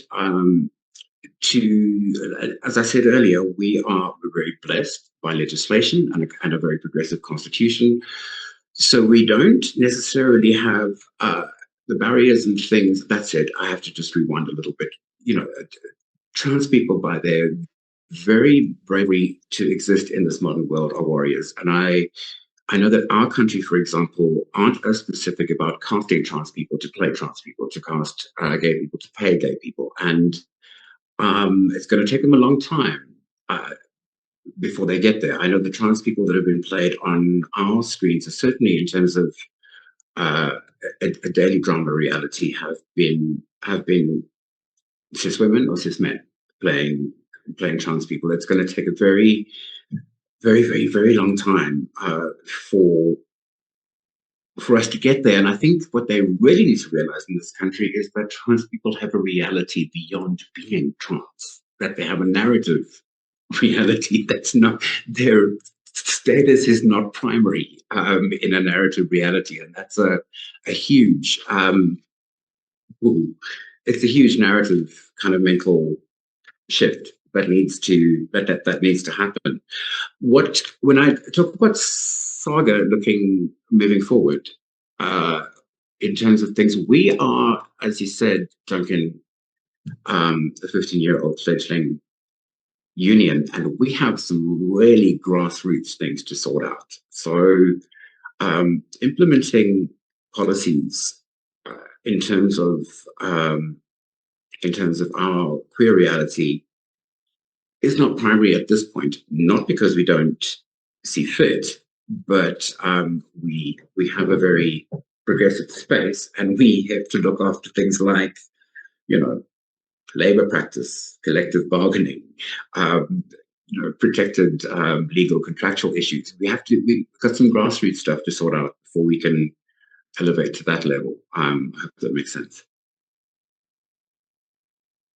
It makes perfect sense. Although, again, I would just say, like, to me, what y'all at SAGA have accomplished in 15 years is extraordinary. And Thank you. And yeah, but it's hard because for all of us, I think there's so many challenges that we face and so many issues we need to move forward at the same time that can be daunting, but it can also be exciting when you see progress and when you think, oh, wow, that means that's an example of how we can make progress. And another one question I did want to ask you, though, I've been thinking about this since you mentioned, the really wonderful framework, legal, constitutional, and now historical framework that South Africa has. What about cultural conservatism? Because at least in my visits to South Africa, I've seen some indication that that there is also an element of cultural conservatism, at least among some parts of the community. Does that manifest itself in any challenges for performers or actors in terms of casting or getting work opportunities, or not really? Yes, I mean, I speak with great pride about the progressive constitution and environment, but we are dealing with absolutely many cultures that are intrinsically conservative, some of which where being queer is utterly taboo, and that has an impact on many levels, from producers' perception of what an audience would want, which ultimately affects narrative, which affects writing, which would affect casting, which would affect everything. So the fall down from perception of what a conservative audience would want really does box in and limit where our narrative goes, and ultimately where our castings and where our queer representation goes, because we are not queer and only queer. We have 3-4-dimensional realities that have narratives beyond who we are, and that is a blocking and a point, and also very important because of that, because culturally it is so utterly taboo. We talk very freely about queer actors should be and straight actors should be. Disclosure is an enormous hurdle here. So there are queer actors that just cannot, even with their agent, disclose the fact that they're a queer actor, because their families can't know, and they certainly don't want anyone else to know. So as much as their agent may know, they can't put them forward, because even if the producer is insisting that a queer person plays this part, disclosure is an enormous problem and a very real hurdle, because people's reality is affected, and it's not just about being written out of the will. It's about, in terms of gay women, corrective rape is a reality in our country. It's a safety issue in some cases. So that is the darker side of a very bright and positive coin. Well, thanks for sharing that with us. Really appreciate that. And I think what you said probably resonates again with a lot of us. I think back, I started working at SAG and SAG-AFTRA back in the year 2000. And when I started working there was no LGBTQ plus committee or anything at SAG. And in fact, a member by the name of Jason Stewart reached out in 2005 and was wanting to start a committee like that. And thankfully, his letter landed on my desk. And so we were able to actually make that happen. So this is actually the 20th anniversary this year of in SAG-AFTRA of a LGBTQ plus committee. And I remember we had a caucus. We had a big meeting before we formed the committee, because leadership of the union wanted to know, was there enough interest to support, creating a committee like this? And we had more than 100 members show up to this caucus in our boardroom at the headquarters of SAG in Los Angeles. And it was, I could see on the faces of the folks in the room as we went around and had this first conversation about setting up a committee like this, what it meant. And so I think there is a real sense of challenge. There was then, and there is now, a real sense of challenge in being out and open. And that was only 20 years. I mean, 20 years is a long time, but it's also not a very long time. And in FIA, our Rainbow group, which was called something different at the beginning, that was founded in 2011. So that's only 14 years ago that it's been in existence. And so the work that we've been doing is on the shoulders of people who've been doing this work for many, many decades, but institutionally, and a lot of unions, and I don't know, maybe when we come back around, people can comment on this for their unions if you know, but it is getting it institutionalized and really making it an institutional priority is a relatively new thing. And I do think there is a lot of reason for optimism and hope about what that can mean as we work towards a better future. Yeah, but thanks so much. Yeah, well done. Never. How about we turn to Canada, Jen, next, if we could? And would you care to comment on this question? And if anybody needs me to repeat the questions, let me know, because I know we're kind of doing a bit of a back and forth dialogue stuff here. Yeah, no worries. No, I similarly to what Giovanni was discussing, we have been working on an anti-exclusionary guide for casting. So similarly, what do you do before casting? What do you do at the audition? What do you do after they book the job? All this kind of stuff, like setting it up basically and making it really easy for primarily, we're talking to casting directors, but it's also a guide that's valuable for producers and anybody working on a production, a PM, anybody. How do you create those spaces that are conducive to inclusion? In terms of language and just behavior and all that kind of stuff. So it's a pretty comprehensive guide. We also go over we give a bit of a history at the beginning, and then we also emphasize the language that we're using is talking about the queer community, the 2S LGBTQIA community, but fundamentally you can also use these practices beyond that. It's you can use these practices when you're just wanting to practice, as you should be, inclusion to any marginalized group. So we're pretty proud of that. We got some language experts on board and lots of input from other folks in the community and stuff. So that was really important for us because, similarly, it's come up many times so far, but the issue of just not having that representation behind the camera or in the casting room. And so you kind of have to explain it to them.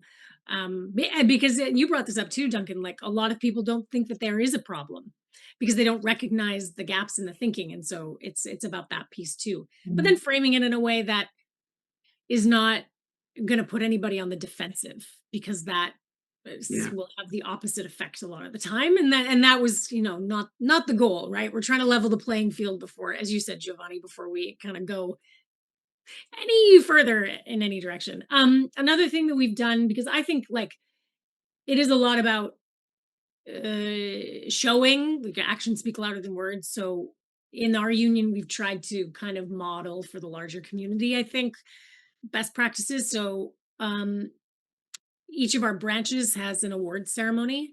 And so a lot of them have done away with gendered awards. So in Montreal, this last year, our last award ceremony, it was just a performance award. So the categories were performance in a dramatic feature, performance in a comedy series, and it was hugely successful. And one of the things that we saw, because we'd received pushback in years past where people were concerned that if we did away with gendered categories, we'd end up seeing more white men as winners and nominees. And this last award ceremony really kind of proved the opposite, because the winners were overwhelmingly women and people of color, which was amazing. We still, unfortunately, are not at a place where we have enough queer characters to have those nominees, and so unfortunately we didn't really have any representation for the 2S LGBTQIA community, but it's a step in the right direction. And it sort of was nice because it sort of proved the opposite of everybody's suspicion, right? And so that was really, really exciting. And about 2.5 years ago, on a national level, we implemented the Progress Pride Committee. So we finally put together a national queer committee to talk about these things and to address these things, which was amazing, and to bring together the, you know, because some of the branches had already had queer committees for a while, and so to bring them together kind of under one rainbow, under one umbrella, and to support one another, because certain branches are doing really exciting things and they have, you know, really good ideas about supporting their community and celebrating and stuff like that. So we're doing some things. It's an uphill battle, but we're really trying to push it. And, you know, I'm on the Progress Pride Committee. I'm part of the steering committee, and I also chair the queer committee on a branch level. And one of the things that we've tried to also, you know, for our community, now speaking like within our community, we've tried to do over the last little bit is really shift the emphasis on, yes, it's a fight. This is a fight. We know it's a fight. We're working really hard. It's an uphill battle, but at the same time, it's really important for us to also take a minute to celebrate, and to really like celebrate and highlight queer joy, because for one thing, it can be really exhausting for members of the community. Like, folks are exhausted, which I totally get. But then it also is like showing the rest of the industry, the rest of the world, that we're not just tragedy. We're not just a tragic plot line. We have success, we have joy, we have amazing things, we have amazing stories. And so it's not just all about the tragic queer story, which exists, but it's also, we are so much more than that. And so yeah, trying to do a combination of things. We have a casting standards committee at the branch level as well that has conversations directly with casting to address these things. So yeah, so we're trying to do a couple of different, we're throwing a lot of darts at the wall and then seeing what sticks. That is a lot of darts, but hey, sometimes that's the best approach if you can sustain the multiple darts. If I can ask one other dart that I'm kind of excited about, because you hinted at it or mentioned it earlier on, Jen, was intimacy coordination. And I know that you, in addition to being an actor performer, you're also an intimacy coordinator. And the field of intimacy coordination has really come a long way in the last few years in terms of its recognition formally, contractually. I know in the SAG-AFTRA world, you know, we now have a contractual requirement in our television and film agreement for the engagement of intimacy coordinators. We also have a pathway to membership, and we represent intimacy coordinators. We've organized them with the same studios and streamers, et cetera. And others around the world have been pioneers in this area as well. I wanted to ask you specifically to LGBTQ plus scenes and intimacy coordination of them. What do you think the biggest misconceptions are that non-LGBTQ plus directors or producers might have about intimate scenes involving, you know, LGBTQ plus storylines or performers? And is there anything that you do particularly, or that intimacy coordinators in general do, to address making sure that there is both comfort and safety involved in those situations that might be unique to the LGBTQ plus community? Yeah, absolutely.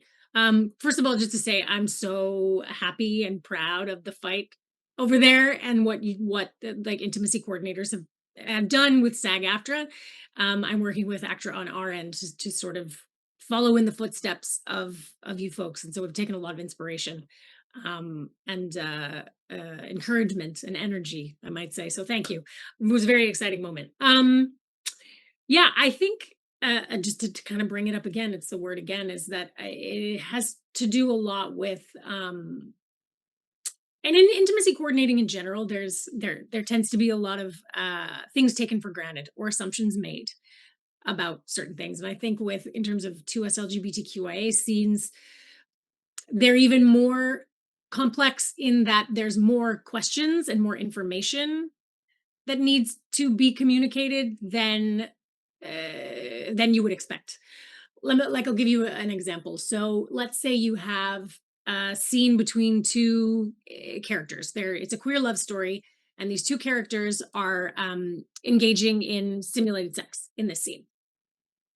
One of the characters is a lesbian, a queer woman, and one of the characters is non-binary.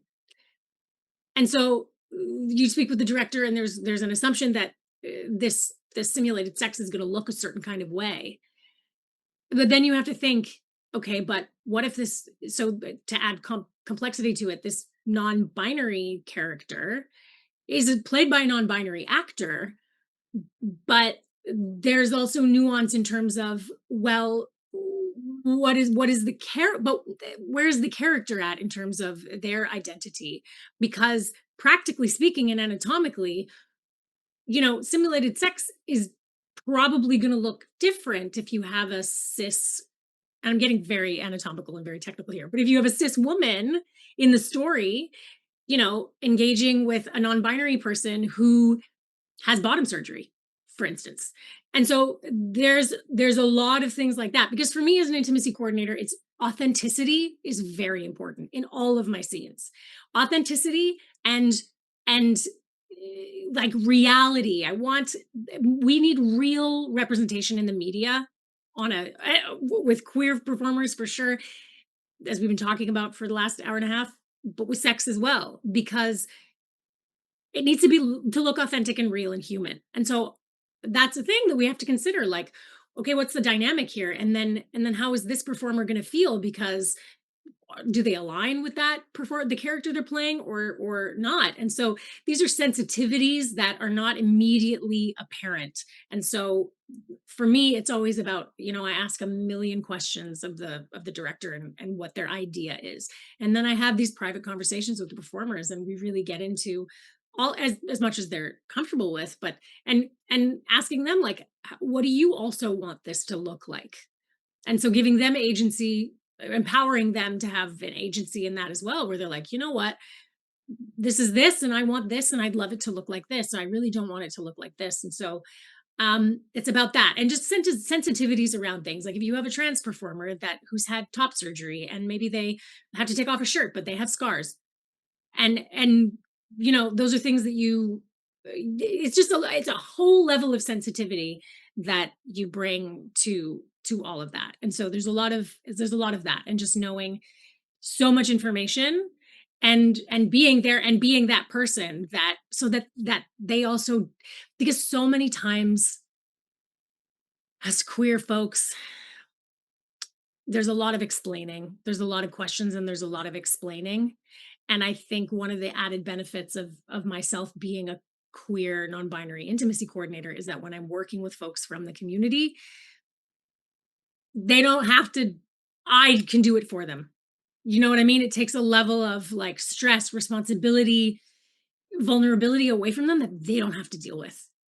And so I think that's very important to me as a queer intimacy coordinator. And then just modeling the language, because so many times there's just this not understanding about, exclusionary language. And so they'll say something, and then rather than, I'll just model the language back to them. So yeah, I feel like I rambled a little bit. I get very passionate about intimacy. No, it's great. If you're gonna be an advocate in this world, you have to be an educator.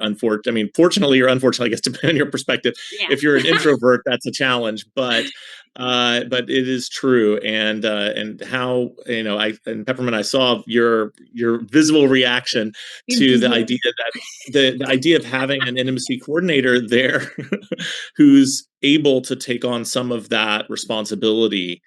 And take a little bit of that pressure off of performers who are just, they're like every other performer trying to do an incredible job delivering the performance of a lifetime, probably in every project. At least that's been my observation. Mm-hmm. And so, being able to have a little bit of that burden of being the educator off their shoulders for a moment, I would imagine can be really it could be a wonderful thing. So I know it's so great, and congrats for the efforts you all are making at ACTRA, and of course on the Progress Pride Committee. That's so fantastic, and congratulations on that as well.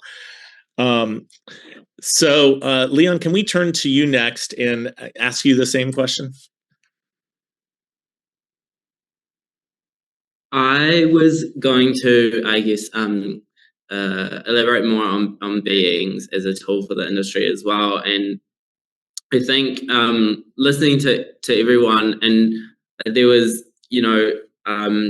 Terence brought up an example of like what does the audience, or this perception of what the audience wants, but also like what's the perception of what the industry wants. And when I was setting up Beings, and it was really important to talk to the industry to make sure that that I was hitting their needs to ensure that they were going to use it as well. I ended up reaching out to a casting director who has had clients like A24, Netflix, Disney, Amazon, Searchlight, big clients. And a great example that he gave me that proved the need for this was that he said he would often brief in talent agents with a brief for talent. For example, in this case, he used Pacifica talent, which can also be, was the same for queer talent as well.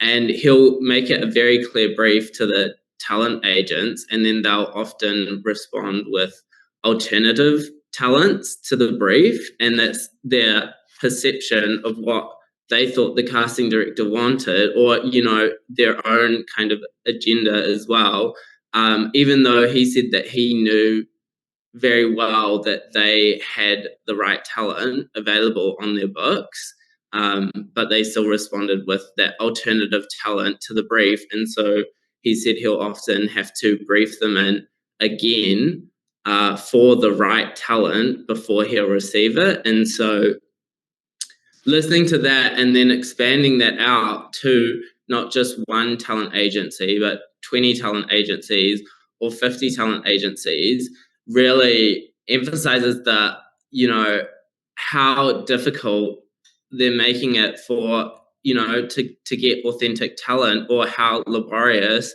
they're making the process, which is not, helping these casting roles, because then people eventually say, oh well, it's just a lot of work, and we get so like caught up in this big crowd of other talent. So bearing this in mind, when I was making Beings, the question was around similar to Jen and Giovanni, like how can we make it easier for the industry, and how can we eliminate excuses? And so Beings, it was about making a simple location for people to explore, discover, and cast POC, rainbow, and disabled talent. And then, Beings is there to enhance visibility, accessibility, and opportunities to the right talent. And by making this place that, this platform that the industry is aware of, it does put the question back on them, well, how did you, for example, if they cast, they cast, a straight actor for a queer role, it's like, well, why did you do that when there's a platform here? And it's like, oh, well, it's such a hard position to put them in. It's like, oh, we couldn't find them. Oh, well, there's a resource right there for it. So it is trying to, eliminate those excuses as well. And since, launching it, which was only earlier this year, it was working, and in the industry, there was such a demand for it as well, because before we even launched, we had received like international briefs already, and it's such a, it's reassuring to know that people know that it's there, because also, one of the first briefs that we got was for a Pacifica disabled, deaf girl for a film, which, is going to be, in terms of the industry and the way it's set up, is so difficult and niche. So to be able to provide that for them really makes their job easier and makes opportunities for these talent. And so even before, within, I think, 4 months, we were already having over 300 visitors to the website per day. And then, receiving, we've already received, international and national recognition for that site. So the demand is there, and it's just about using it. But in the same kind of breath, what has been difficult, and the obstacles we've had to face is often that there's, the industry is quite gatekept, and there's often an agenda in, other parties, especially financially, there's an agenda, and it's, having the beings, we aren't acting as an agent, but what separates us is that it's like a database, similar to Giovanni. We're able to represent talent who are also represented anyway, and just have a database where you can find all of these talent as well. So it's, definitely trying to minimize that gap or make it easier for the industry so that they have that tool to be able to lean on. So the concept of authentic casting is so core to what you're talking about. I guess I'm wondering, Léon, do you ever hear anyone say to you, it's acting, it doesn't need to be authentic, or acting is supposed to be pretending? I mean, how do you respond to that? I know we've heard some other thoughts on that, but I mean, if you had to give your definitive takedown of that position, what would that be? I've definitely had that question a few times as well. And what I think the industry just needs to remember is that the being queer is an identity, and that's the difference between a queer role and a nurse, or skydiver, or a hockey player. And the identity comes, I think it was Terence that said before, this baggage at the door, but that baggage is the lived experience which informs the roles. And even the lived experiences right down to the muscle memories and the reactions that are so subconscious that can't be learnt in a classroom. You can't teach, straight actors, the lived experience in the classroom, and that's what we bring. And it's so important, and that's been a big point for Beings, is to say we can bring what you learn in a classroom and more as well. And so there's so many discussions, especially around whether the story is about a queer experience or whether it's about another story, but the character just happens to be queer as well. And there's so many details in all of that. And even I think Miss Peppermint touched on it right in the beginning, how much mass media has such an influence on cultural norms and beliefs and behavior. And also when setting up Beings, I had to do, a lot of research, and I looked into, just how much this media affects us in culture. And, some examples which I've got here is in 2021, Squid Games shot van sales up 7,800%. The release of Bambi cut deer hunting in half in 1942. The documentary Blackfish resulted in a cease in orca captivity in SeaWorld. Those are just some examples, and how much just releasing a film can affect society. And so we have to ask the questions what are we teaching society through these portrayals? How much authenticity can an actor without lived experience bring to an identity? And what are we showing on the spectrum as well of queer, and how is culture going to respond not to the character but to the identity as well? And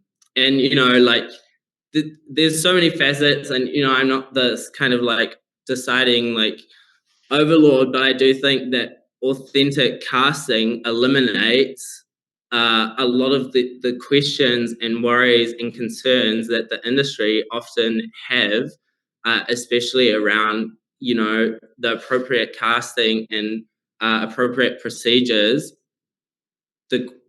Casting authentically will eliminate those worries, because there will be backlash otherwise, and that can be career defining for them as well. So I think doing it right will will eliminate a lot of concerns. Wonderful. Thank you so much for that, Léon. Peppermint, can you bring us home on this topic? Turn it over to you. If you want me to repeat the question. Oh my gosh. No. I think I remember it. My response is my answer has changed a million times. Well, first off, I think it's really important to look at sort of the atmosphere that we're in, the landscape that we're in now, which is very different than, like what this conversation and what this panel might have been 10 years ago or before. Yes to the authenticity that Léon and Terence were talking about. I think one of the things that's really interesting in how I have seen the landscape change. Well, let me back it up a little bit. I had a couple of experiences that were incredibly uncomfortable, where I was on set. One of them was back in the 90s. Like 1999, something. Anyway, the point is, a long time ago, and I was on a set of a horror, like a cult classic sort of B movie horror studio production, and I was asked to remove my top. Now, this is before I'd had top surgery, but it was still very uncomfortable for me. There was no intimacy coordinator, and I don't even know if anybody else was being asked to remove their top, but I was. And it was for this like plastic surgery sort of scene. It was a horror movie with like a fantasy thing. So it made sense that this was happening. But, no one had spoken to me about it. I didn't have anybody to advocate for me. And I felt like, very isolated and alone. And I didn't know how. I was on the set of a film, and I know they were like, come on, go ahead and take off your top. Hello. And I was like, what do I do? And I felt horrible, and I didn't want to do it, but I did it anyway. And I've had experiences that were similar to that in different ways, as more since then, over the years, as recently as during the pandemic. And,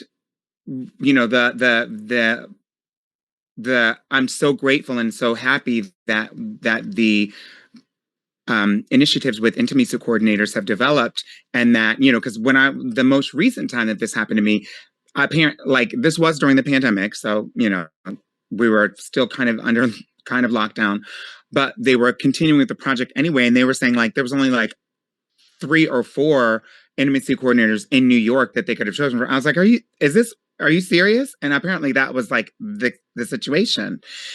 And that just speaks to the sort of isolation that a lot of, I think, queer people, but especially trans and non-binary performers can feel on a set, because we're in a situation where we're talking about, and we've heard it reflected in so many of the other panelists' stories, it would be great to have a situation where you have people in front of the camera, behind the camera, on top of the camera, under the camera, who understand these experiences and can help create an atmosphere that's conducive both in front of the camera and behind the scenes. But the reality is we're not fully there across the board, as Terence was saying.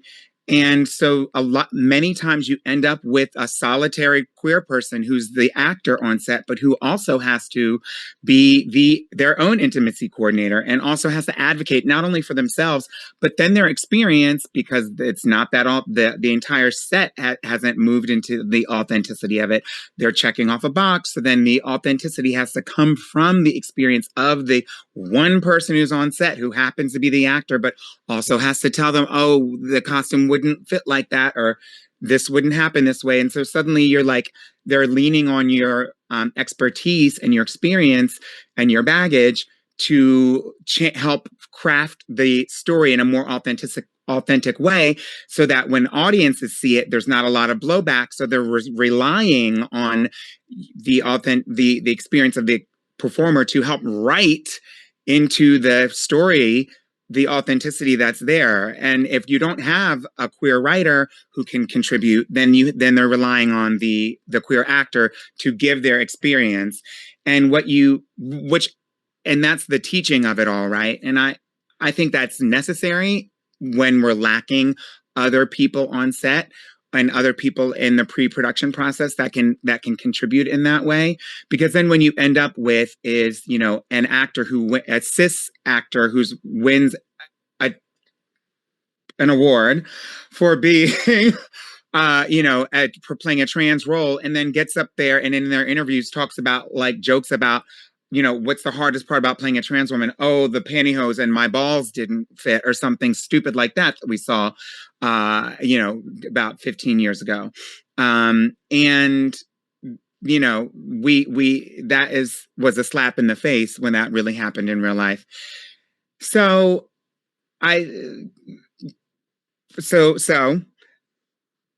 it's important to have all of these initiatives. I think that being able to have or one thing that was really encouraging for me to see over the past several years with regards to SAG-AFTRA was not only any specific initiatives, but also the solidarity that they were showing with the Writers Guild and with organizations like GLAAD and their Studio Responsibility Index, which is what we were sort of alluding to. The president of GLAAD, Sarah Kate Ellis, has said notably over the years that, like, we can't change what we're not tracking. And so if we're not tracking these numbers, then we really don't have any way of knowing what's really happening and what's not. And it's been so helpful to see, to be able to track the increase and then now the decline of these of queer roles, storylines, and beyond. And so seeing SAG-AFTRA a few years ago really build a coalition and continue their coalition and working together with other unions sort of across the industry, including GLAAD in that, was really encouraging to me. Also, of course, the LGBTQI committee you know, is key in being able to put things in place that are not just like specific to the creative process, but then also the experience of that actor, because most of these projects are not going to be an all trans cast with an all trans writing team and an all queer this and that. Most of them are going to be the one or two people on set. And if that happens, and we need, because the intersectionality of it all, which is another thing that Terence was alluding to, is like myself as a Black trans woman, you know, like my experience as a Black person is also as just as important as my experience as a trans person. And so like things like changing rooms and, you know, that could be an issue, but then also what's going on with hair and if I'm going to have to wear a wig for the character and what that looks like. And so, you know, there's so many wonderful initiatives that SAG has put in place, like Safe Place, which really allow for, especially if maybe there isn't an intimacy coordinator there, if there isn't a need for an intimacy coordinator, you can discreetly, you know, sort of report through the app, you know, sexual harassment, because I've been in costuming situations where even the cis gay person in the wardrobe room, because there's always somebody in the wardrobe room, you know, says something that's like, okay, hold up, Mary, like that's not the words we're saying these days, as Jen was talking about, sort of modeling that language. You know, the American Scene Awards that you talked about, yeah, that, you know, really reward and not reward, but like recognize the projects, the productions that are doing it right from top to bottom and all the way through is really important. There's so many things. Specifically going back to like the intersectional experience as a Black woman and as a trans person, the policies behind like wigging and paint downs, making sure that like whether it's a stunt person or a stand-in, that it's reflective and also more inclusive. Like if you're going to have a trans actor, let's also get a trans stand-in or stunt double, because I can't tell you how I have had, you know, I've been in situations where the stand-in was like some dude. And it's like, oh, and it kind of feels like, oh, it sends a message. I've received a message, or I took it as, oh, that's what you think of what's really going on here. And then I also think it sends a message to the rest of the production and it sort of can be an unspoken, uncomfortable discomfort there on set. And it's offensive, you know? And so policies behind wigging and paint downs has been really key. Of course, the Non-Discrimination Act, inclusivity, and sort of like fitting room practices has been really, it has let me know, and I'm sure other queer performers, especially trans performers, know that someone has thought about this, that when I get to set, I'm not going to be the first person that has to broach this conversation, and because I'm here to do a job as an actor. I'm not here to monitor your dressing rooms or talk about what's going on in the hair department. But I will if it hasn't been talked about. But then suddenly I'm setting up a situation where I look like the bitchy, you know, actor who's being a diva, who's asking too much.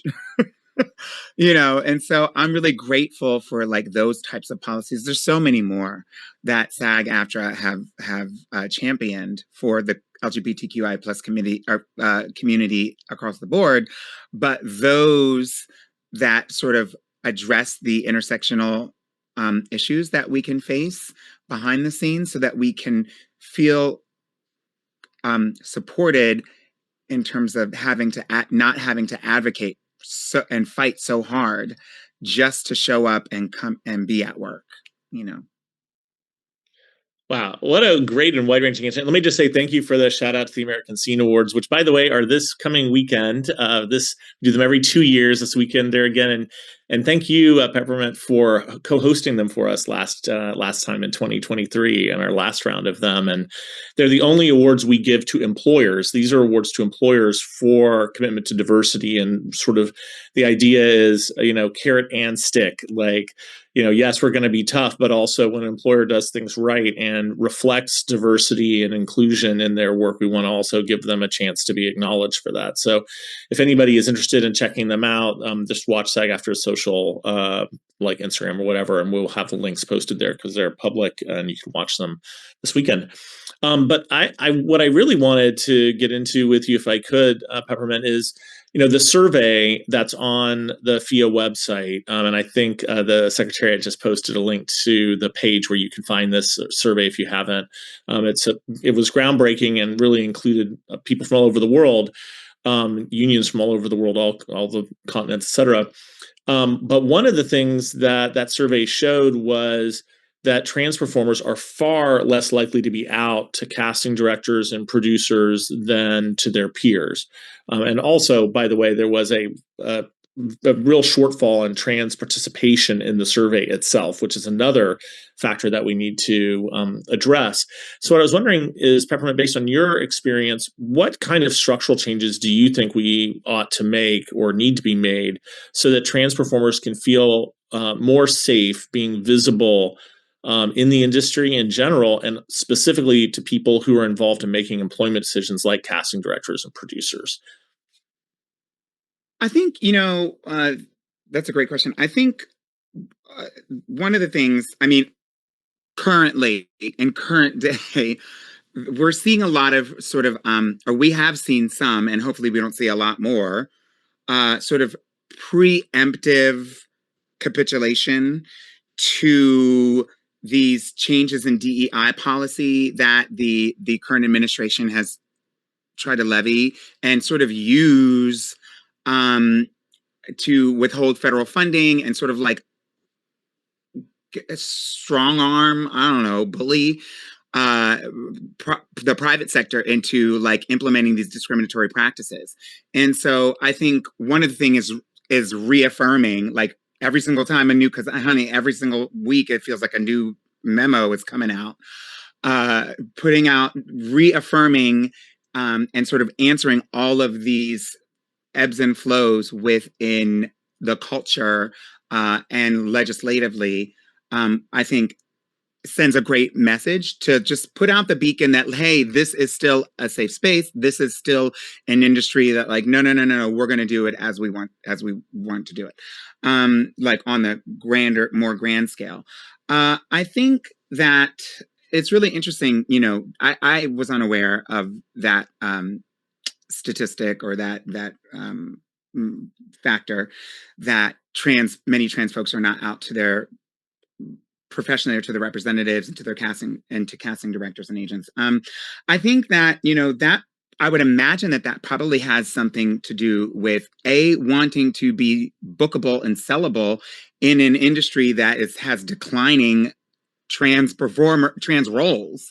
You know, because if there's going to be no movies or no films or no projects with trans roles, I still need to work and eat this year. So, I mean, so many of my friends who are trans actors have said, I mean, we've been like, count on one hand, maybe the calls that we've gotten for auditions over the past year. And so that I'm guessing that might be why some trans performers have maybe made the decision to not be as vocal about their identity. And certainly in terms of a safety, again, I hate to keep bringing up authoritarianism, but it's here. In terms of a safety reaction to a lot of this, I think many trans people have opted to sort of be less vocal because we're hearing, you know, the even desire to label trans people as terrorists in the United States. Who wants to be on that list? And so I think there's a lot of people that are just kind of changing how they advertise what's going on with themselves. I don't know fully like what would make trans people feel more safe in the that are things that can be implemented with specifically in regards to trans people that would make them feel safe. You know, but one thing I will say is that like ultimately, obviously, like we as everybody else just want to be able to have housing and healthcare and, you know, access to safety, and being institutionally accepted into the industry helps defend against some of those loss of some of those things and gives us access to those things. And I think at the base level, even though we're seeing culturally these shifts and legislatively these attacks, and while it is great to have, you know, an outspoken industry or people that are saying we're here for trans people, which I think is necessary, I think ultimately, you know, being able to just keep the field clear and not putting up barriers, which is what is being asked of different sectors, is ultimately what I think a lot of trans people are looking for. And I think one of the things that's tricky, and this kind of goes back to, I think, what Léon was saying, you know, yes, we are teachers in this situation. Yes, we're having to advocate for ourselves. But another thing that's really a factor that we know is our social media and our platform, and the fact that a lot of these productions will be relying on us to use our public voice to help promote and support these projects when they're getting released and, you know, out in the world. And so how we connect with them and the authenticity of these projects is really key, because we will be speaking on our experiences afterward. And, you know, I was on another, I'll call it a project. It wasn't in film and television, it was in theater, that was very mainstream. And there were some historic aspects to that project. But my experience, I had a great experience. I loved it, but it was very difficult because, again, I was the only trans person on the thing, and I was having to like be this like company rep for the trans department, and I was the only trans person there, and that was a lot of pressure. And I was also using my public platform, having just come off of doing Drag Race, to, you know, promote and boost sales to the project. And that was just like, I wasn't getting paid to do any of that labor, and it was labor. And this was something that, you know, it was uncharted territory, but it took a huge toll on me. And I think that anything that any of the unions can do to reduce that toll would ultimately be wonderful. I don't know if I answered the question, but I tried. You did. Thank you so much. And, I think really to all of you, just being yourselves and for example, being willing to be on this panel and all the other things that you do, I think really are part of helping give people a comfort level when it's right for them, or if it's right for them to feel free to share, what they want to share about themselves and their lives. We do have two. I know we're a little bit over time. I'm sorry about that. Thanks everyone for hanging with us on this. But I mean, this has been so great. I just didn't want to bring it to an end. But we do have two questions that have been submitted by webinar attendees. So I want to get through those real quick, and then we'll wrap it up.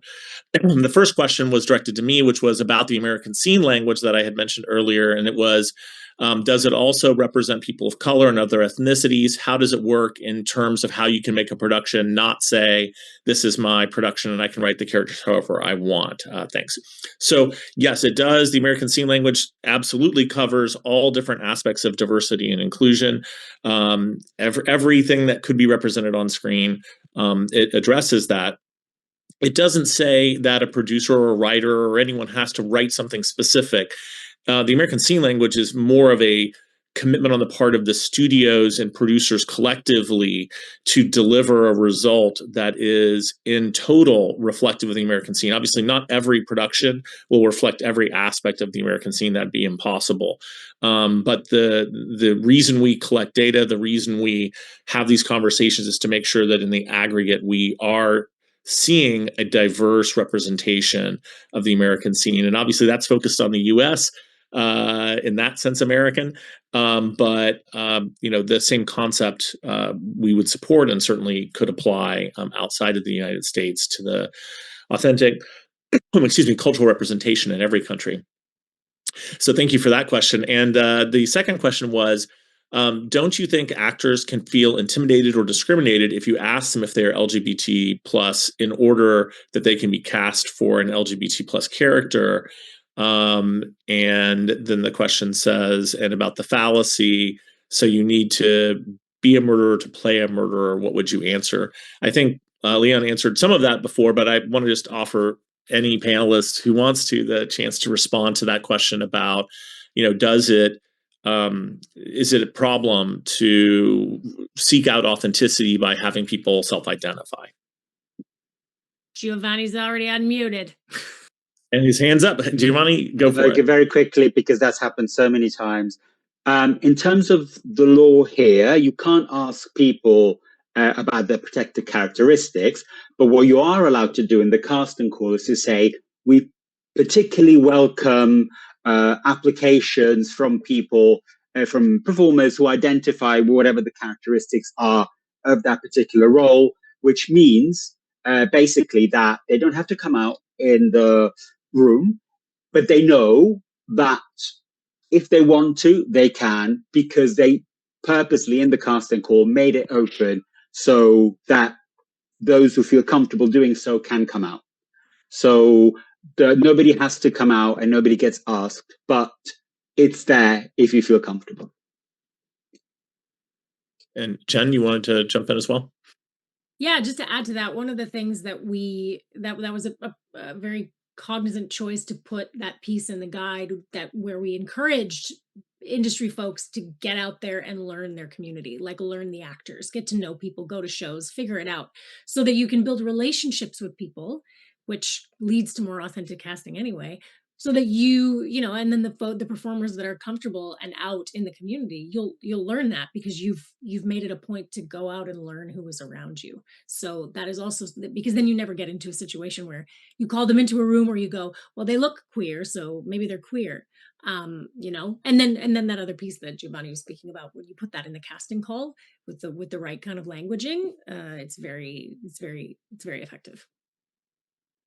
And maybe that's the art of casting, and not to make everything about AI, but why it's good to have humans doing casting maybe instead of AI models. Léon, it looked like you wanted to add something. And Peppermint, was that a hand? Do you want to go after Léon, or?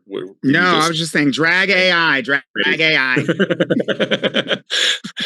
Okay, Léon, you want to bring us home on this topic? I just think also sometimes not in the casting room, but due diligence is also on the the agent side as well, because the agent will get the brief and then they will be the ones submitting talent for auditions as well. So while the actor doesn't have to, say it in the room, they could disclose it with their agent. But also, like, bearing in mind, like, talent agent websites, you can find talent down to their ethnicity, you can find them down to their height, their eye color, their hair color. You can filter talent based on their waist size as well. So that it just, like, it's so the industry so far has catered to all of that. But if you want to find a queer talent, you have to go that extra mile to reach out to people, and that's making the process harder just to find that authenticity as well. So it's such a such a hard line. Thank you for that. Well, I wish we could just keep going. We were already way past our timeline, but I just want to say thank you to this incredible group of panelists, to all of you for sharing not just your expertise, but also your courage and your truth. And what's clear from this conversation is that while we've made real progress, we've also been reminded that progress is never linear, it's never guaranteed, and it's never finished, and the work continues. But I'm going to be leaving this conversation energized by the solidarity in this virtual room, and I hope everyone who participated will as well. And to those of you who've been watching, please take what you've heard today back to your unions, your studios, your sets. Keep pushing, keep organizing, keep showing up for each other across borders, across oceans. The FIA Rainbow Working Group and the FIA Secretariat is going to continue this work, and I encourage all of you and all of us to stay engaged with these efforts. So in solidarity, thank you panelists, thank you all, and we'll see you at the next FIA Rainbow webinar. Thanks. Bye. Thank you.